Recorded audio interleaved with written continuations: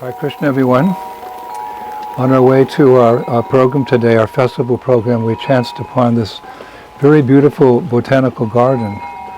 Actually, I'm quite surprised because it's kilometers big. And I've been to botanical gardens before in different parts of the world, but this one really amazes me. And it's only like 10 or 15 kilometers from our base. We didn't know it was here. So sometimes the nicest things in life are surprises.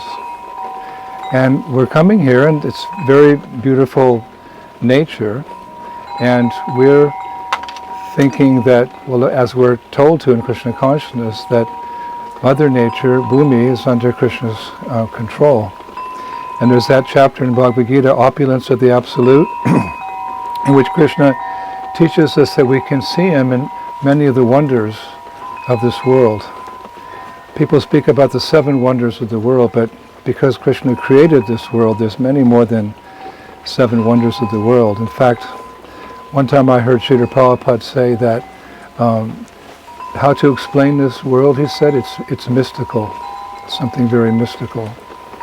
So we kind of feel like that today. We've come across this well-tended garden, very vast, with beautiful ponds, with lilies growing and all different types of trees and bushes that I've never seen before. I think they probably come from all over the world. So as Guru Kripa was saying as we were walking around, he said, breathing in this fresh air, because it's a little drizzle now, it's raining, which is also nice.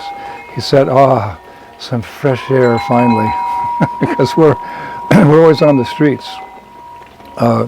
Chanting Hare Krishna down the streets, past all the cars and the factories and everything like that. That's fine. We're happy doing Sankirtan, but you breathe in all that air, and your brain becomes a little cloudy. So this is where the yogis would go. Yogis would go to nature because it was peaceful. It's as Krishna created it. There's that saying that man created the cities and God created the country. And this is very much, I think, what Vrindavan looked like, or still looks like, to those who have spiritual vision. This is the beauty of nature, I think, that was there when Krishna was in Vrindavan 5,000 years ago. And as I walk around here and see how nicely it's tended, it's very clean, and it's just so fresh and so beautiful. I wish today Vrindavan could look like this.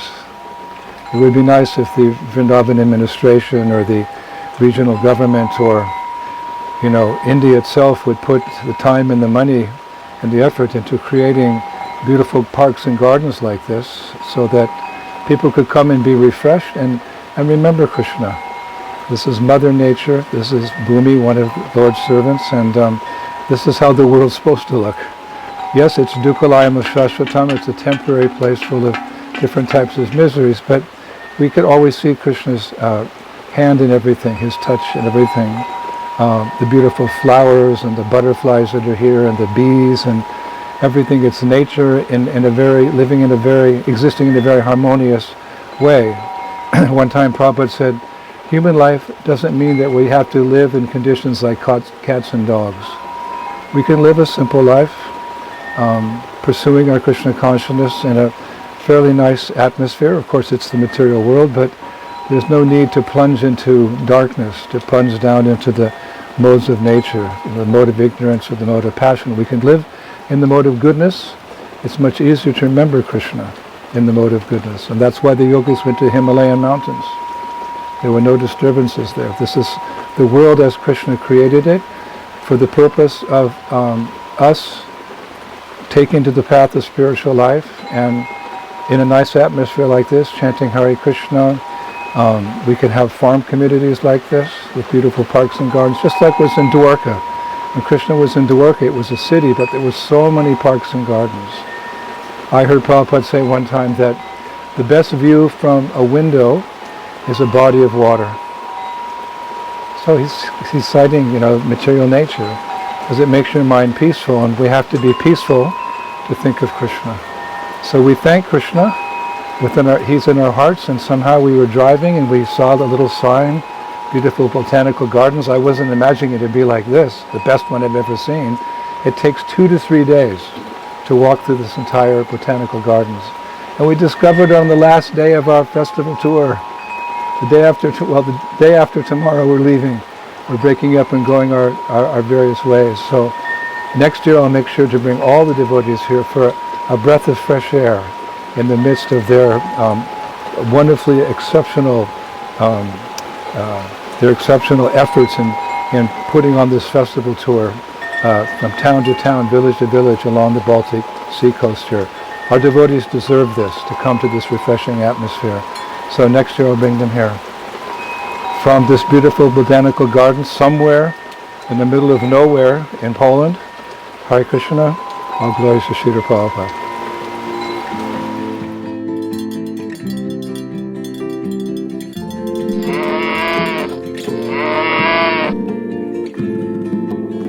This is a cowbell, which they put up here.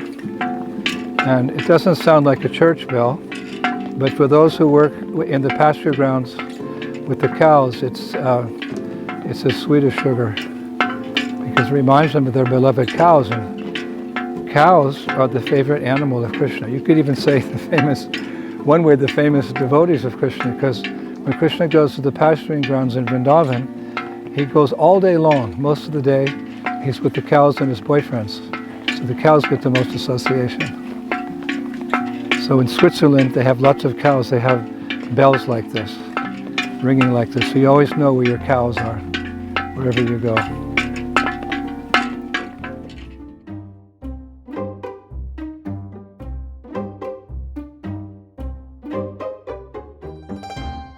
So here we have some sort of place you can make a wish.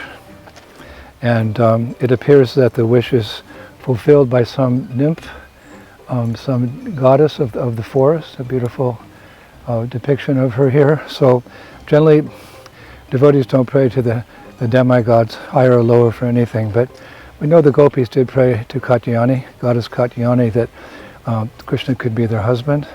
So I think if we ask for a proper wish, it's okay to make wish here, like a wishing well type place. So we're going to wish that the Sankirtan movement of Sri Chaitanya Mahaprabhu will very quickly go to every town and village of the world, and everyone will become happy by chanting Hare Krishna, Krishna Krishna, Hare Hare, Hare Rama, Rama Rama, Hare Hare.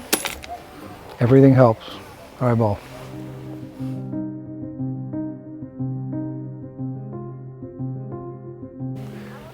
Within this beautiful botanical garden, which I just learned includes 70 hectares.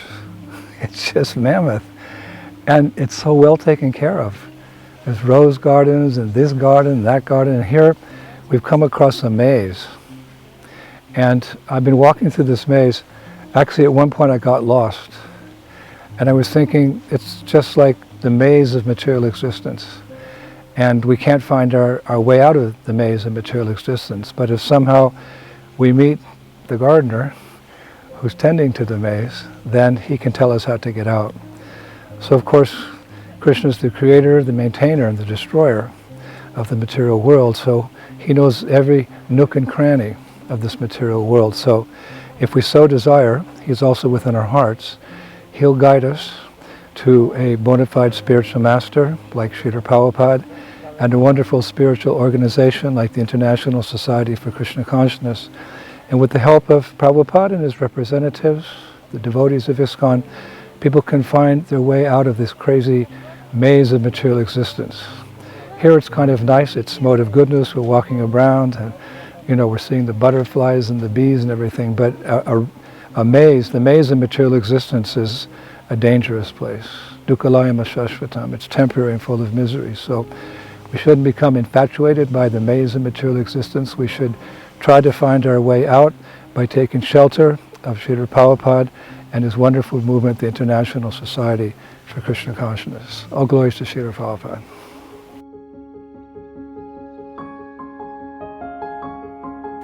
Within this very vast, incredibly vast botanical garden that we're visiting today, we come across many statues like this.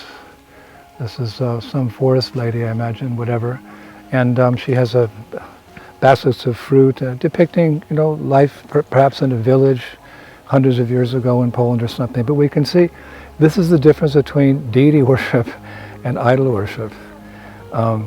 Sometimes we're criticized that we worship idols. No, Krishna is present in his deity form. The Acharya asks him to be present in that deity form. He's not different than the deity. So understanding that, we take very good care of Krishna.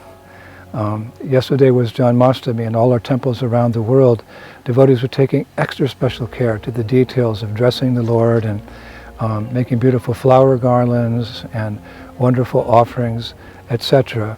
This is the difference.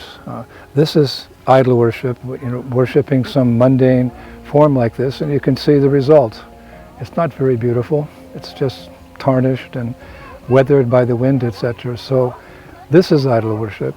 Deity worship is described in ancient Vedic scriptures that the Lord, out of his kindness, he's present in the form of the deity, he accepts our worship. So take a look at this, and then take a look at a beautiful photo of any of the ISKCON deities. You can understand the difference between idol worship and worshipping the Lord in his form as the deity. And Srila Prabhupada, this was one of his great gifts that he brought to the Western world, the worship of Krishna in the form of his deity. Hare Krishna.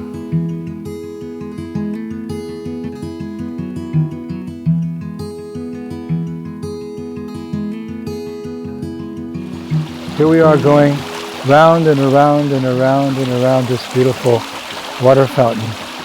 And it's just so beautiful that I just was thinking I could just stay in this part of this beautiful botanical garden, just appreciating the sound of the water and the clarity of the water. It's very deep green and very beautiful, but I was thinking that's what it's like to be in the material world. We get fascinated by the few things this world has to offer, and we forget Krishna. And as a result, we have to go around and around and around and around. Samsara, the cycle of birth and death. The point is not to have any attachment to this world, even the slightest attachment to this world, because that yam yam vapi smaram bhava, that verse in Bhagavad Gita, where Krishna says that whatever one remembers at the moment of death, verily that state he will attain.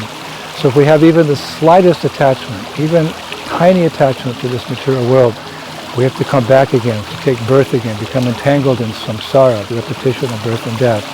What we have to be fascinated by is Krishna. And Krishna is present fully in the sound of his name. Hare Krishna, Krishna Krishna, Hare Hare, Hare Rama, Rama Rama, Hare Hare. All these transcendental qualities are present in his name. Prabhupada quoted one verse recently I heard in a lecture, that all of Krishna's pastimes are present in the sound of his name. So Krishna being all attractive and the reservoir of all pleasure, it means we can get out of the cycle of going round and around and around of the cycle of birth and death and go home to the spiritual world where we belong. Hare Krishna.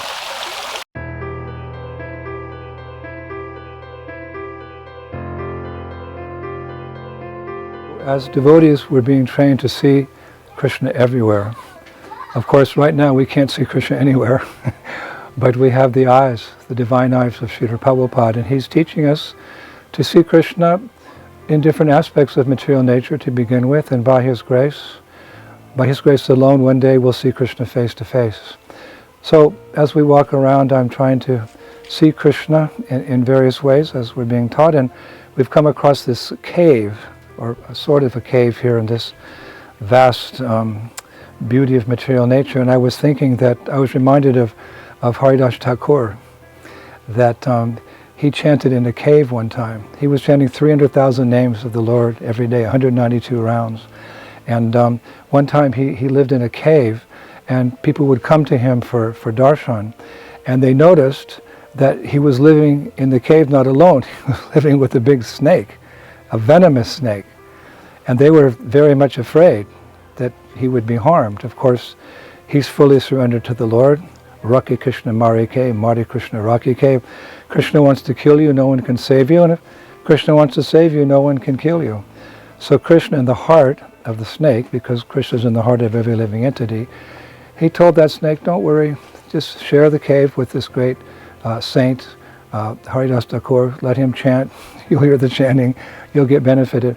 But the people were really anxious that Haridas Thakur would be harmed. So as the pastime goes, Krishna in the heart of the snake told him to leave so the people wouldn't be upset. Krishna loves all his devotees.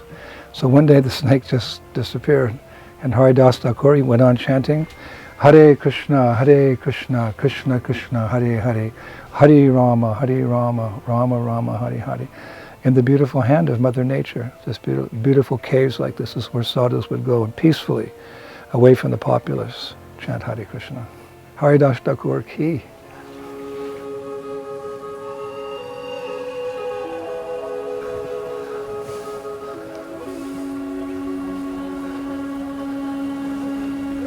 So we're walking through this beautiful maze, this beautiful forest, extremely beautiful forest, and we've just come upon a little place where you can see there's lots of little places for birds to live.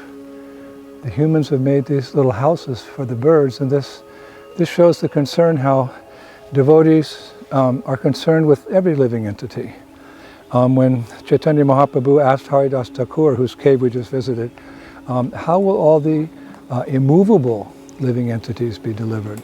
Meaning trees and plants and bushes, what to speak of birds and animals and insects. Haridas Thakur replied in a very wonderful way. He said, all these immovable living entities, they'll also be delivered. How? By the loud chanting of Hare Krishna, Krishna Krishna, Hare Hare, Hare Rama, Rama Rama. So this is the thought that came to my mind as we see that the people who manage this particular project, they provided nice little houses for the birds to live, perhaps through the cold winter, I imagine something like that. So just as people care about animals, we care about them ultimately by wanting them to also be delivered from the repetition of birth and death, from this material existence. It's not just humans. This movement is so broad-minded that we care about every single living being on this planet getting delivered back home, back to Godhead. How? The simple process of chanting very loudly, Hare Krishna, Krishna Krishna, Hare Hare, Hare Rama, Rama. Lessons to be learned in the maze. Hare Krishna.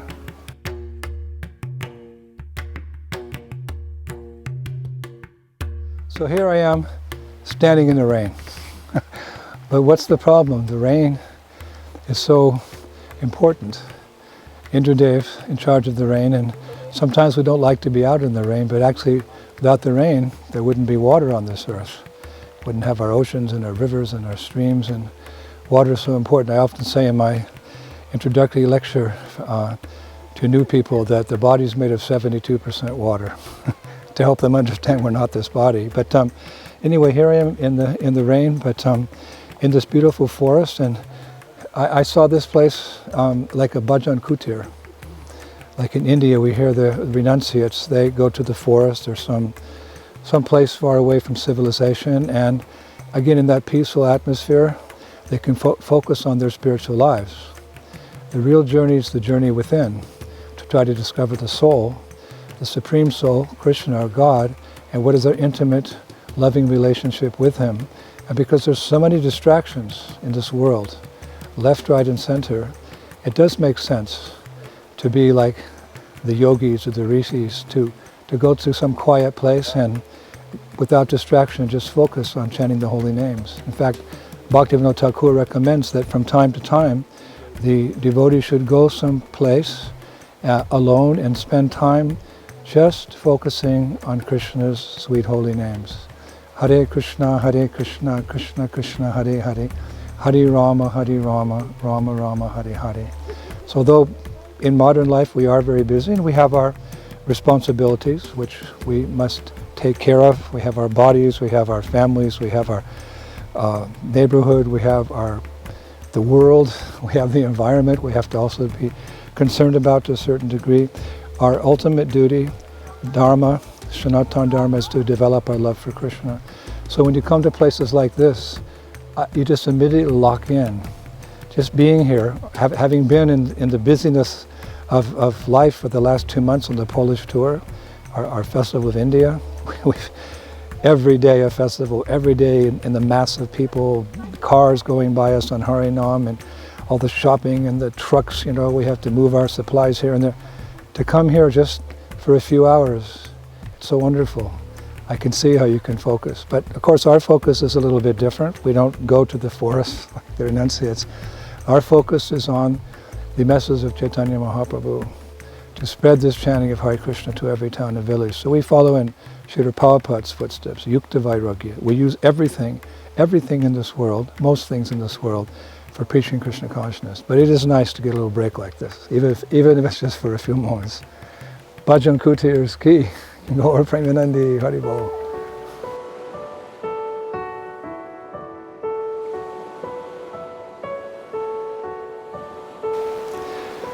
Hare Krishna, so we're still standing in the rain, but don't worry about me, it's not cold, it's quite warm here, it's humid.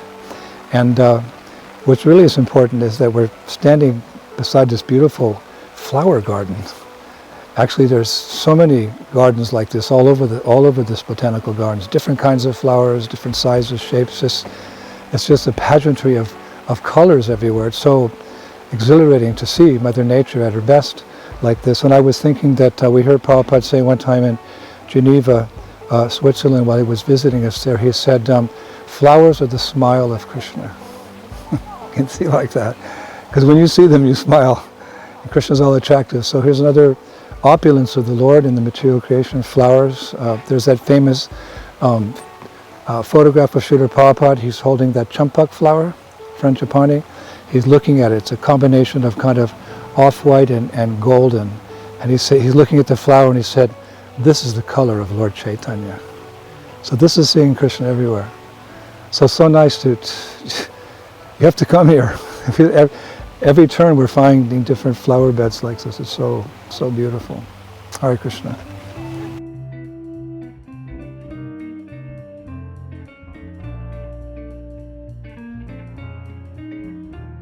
Hare Krishna, Hare Krishna, Krishna Krishna, Hare Hare, Hare Rama, Rama Rama, Hare Hare. Here I am, singing in the rain. I'm almost soaking wet, but it's the rain. It's refreshing. And you can see I'm in another beautiful garden here with the kaleidoscope of colors. The persons who put this botanical gardens up, they must be really amazing artistic persons because everything's beautiful here. So here we are in a kaleidoscope of colors, and this caused me to remember a statement by Srila Bhakti Siddhanta Saraswati Thakur that in the spiritual world there's many colors we can't even imagine. This is the material world, everything's limited here. But in the spiritual world, the beauty of the spiritual world is unlimited. So Srila Bhakti Siddhanta Saraswati Thakur said there's unlimited colors in the spiritual world. And then he said that the color of Krishna, which we describe as bluish black like a monsoon cloud, that's the closest description. It's like an analogy to try to understand, Krishna's color. But Srila Bhakti Siddhanta Saraswati Thakur said, you can't imagine what color Krishna actually is.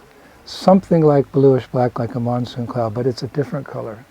It's extraordinarily beautiful and satisfying the heart to see this beautiful color of Krishna, his form, his name, his fame, his form, his pastimes are all extraordinary. So we have to wait until our eyes become covered with the salve of love. Premanjani chariti bhakti vilochanena. Only when the eyes are covered with the salve of love, prema bhakti, can one see Krishna as he is. One can see Radha and Krishna as they are. One can see Vrindavan as it is. We have to become purified. And that we should have a sense of urgency for that, because that's what will really satisfy the heart. Seeing Krishna and engaging in Krishna's service. So these wonders are awaiting us. So why should we ever look back at the shadow of material existence? There's nothing here this world has to offer. It's only a dim reflection. Prabhupada even went so far as to say it's a perverted reflection. This material world is a perverted reflection of the spiritual world. So why be enchanted by the temporary beauty of this world? It fades in time. But Krishna is eternally beautiful. And I'm hankering to see that bluish color of Krishna when my eyes become covered with the salve of love. Probably going to take many lifetimes, but I know it's there by Srila Prabhupada's grace. Looking forward to seeing Krishna face to face and seeing his beautiful, extraordinary color of his body and all his qualities. Hare Krishna.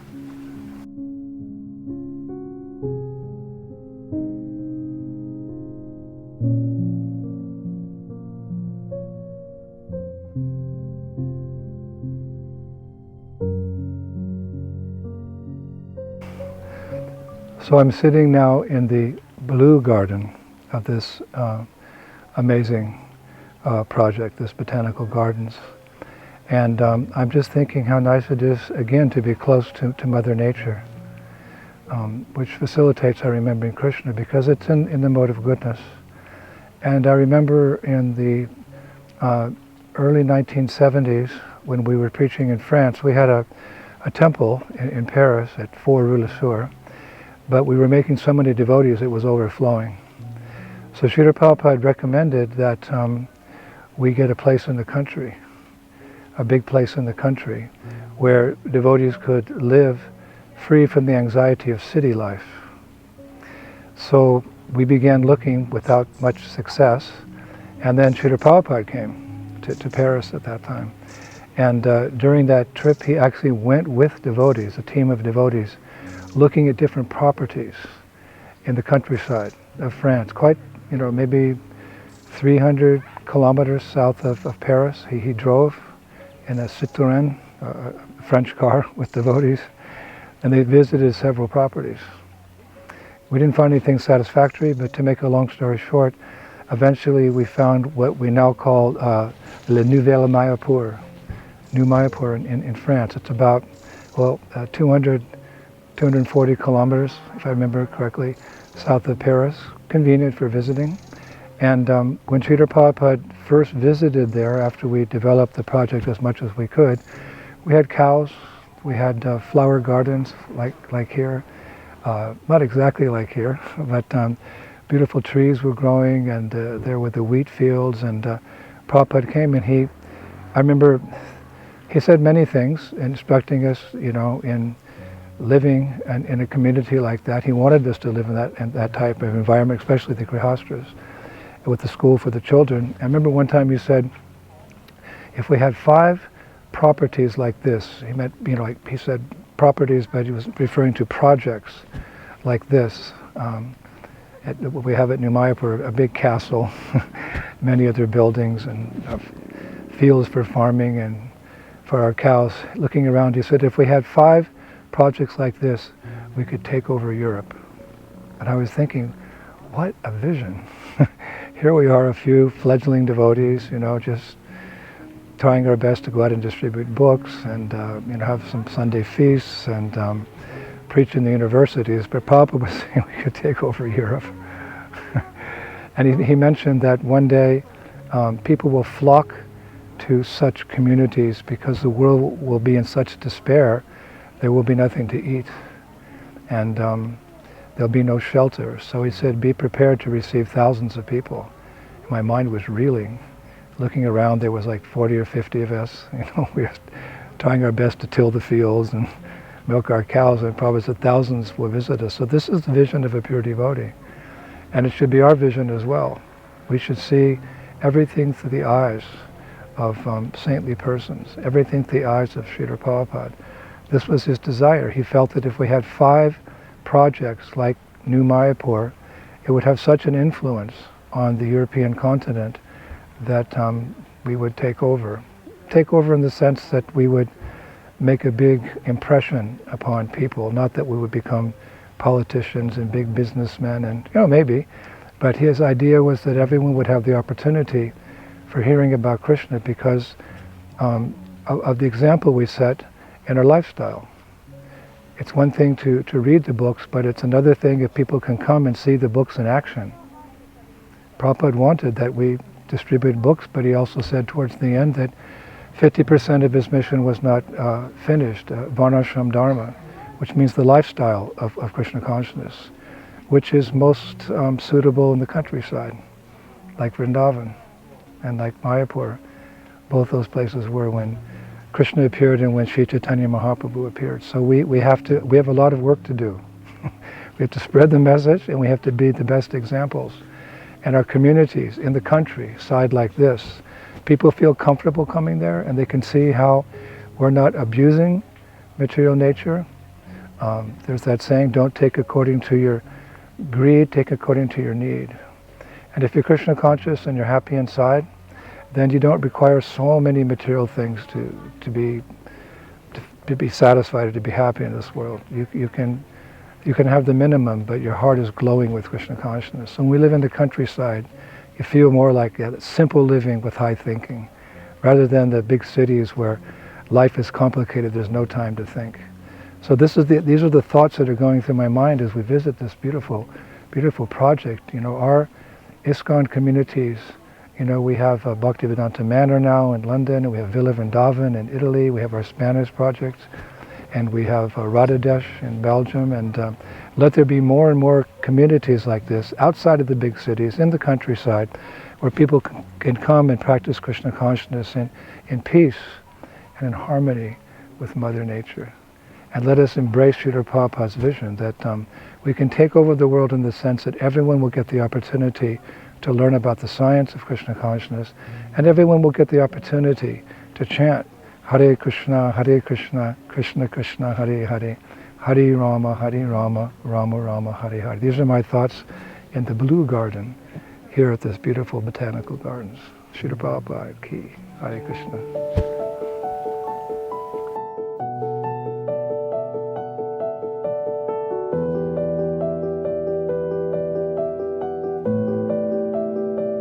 So we're sitting now in a very secluded part of this beautiful botanical gardens, and this reminds me of a kunja.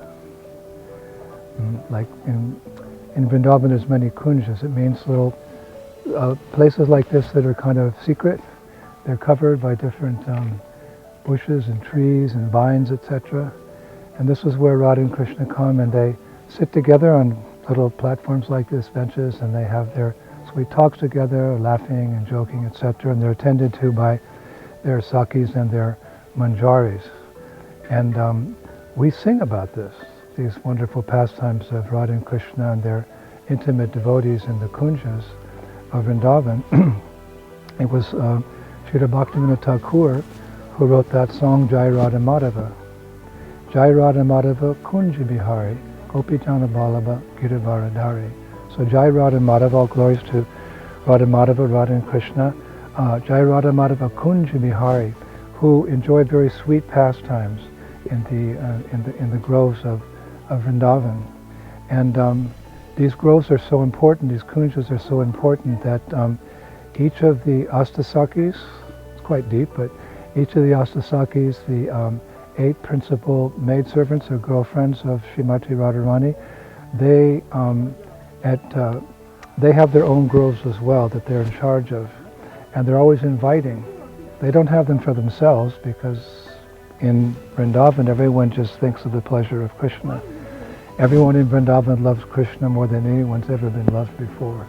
So everything they do is for the pleasure of Krishna. So each of the sakis, they maintain a kunja, a grove, not similar to this, where they invite Radha and Krishna to have their pastimes, and they serve them in various ways along with their helpers.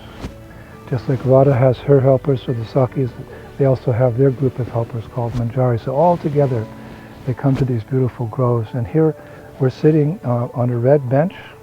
I think it's appropriate because it reminded me that in Vrindavan, Lord, when we speak about Vrindavan, all the sadhus, they always say, red is the color of love. Red is the color of love. So you often see red used in different pageantries and different festivals and different dresses and so forth. Red is the color of love. So that's what it reminded me when I sat down here. The love, the intimate love, the transcendental love of Radha for Krishna and Krishna for Radha and all their helpers in Vrindavan. And this is where we want to end up. We don't want to end up birth after birth after birth in an apartment building, in a small little apartment, going to work 9 to 5, which of course is required, but that's not our natural life.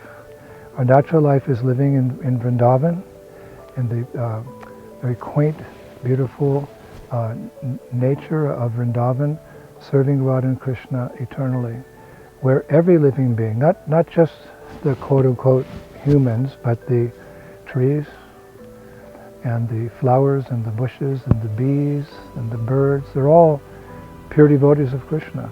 They all add to the variety of love in Vrindavan. Even here we say variety is the spice of life, but in Vrindavan there's so much variety, so many different rasas, so many mellows, they mix, and it's all for the pleasure of Krishna. You can just imagine. There every living entity and is a pure devotee. Here we hanker after the association of saintly persons. There in Vrindavan, every creature is a pure devotee, just brimming with ecstatic love for Radha and Krishna. So these are the thoughts we have when we come to these little kunjas, these little secret little areas where there's many beautiful flowers and bushes and trees, and the red bench, which represents divine love. Shri Shri Radha Shyama Sundar ki, Shri Prabhupada ki, Shri Vrindavan Dham ki.